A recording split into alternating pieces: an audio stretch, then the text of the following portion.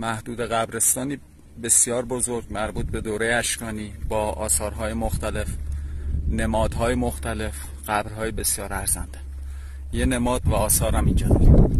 جوغن کاسه بزرگ، هر چقدر تراشه ها بزرگتر باشن، مخصوصا جوغن ها، به عنوان خانوادگی بودن کار محسوب میشه.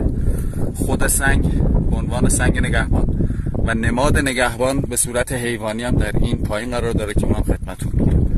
ضلع جنوب غربی هدف رو همیشه در نظر بگیرید به عنوان ورودی کار، که جنوب غربی هدف اینجا میشه. حالا بالا دیگه نمیرم. این سنگ هم میشه ورودی کار.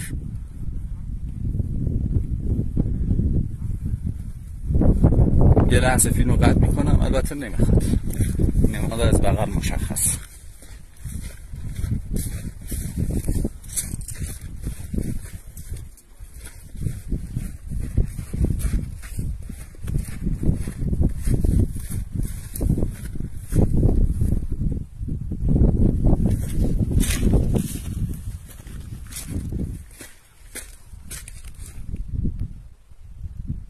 نماد نگهبان و معرف دقیقا پشت نماد میشه، هدف اصلی. اونورم که جوغن تاییدی و معرف ورودیشو داشتیم، کارشناسان خشت زرتشت.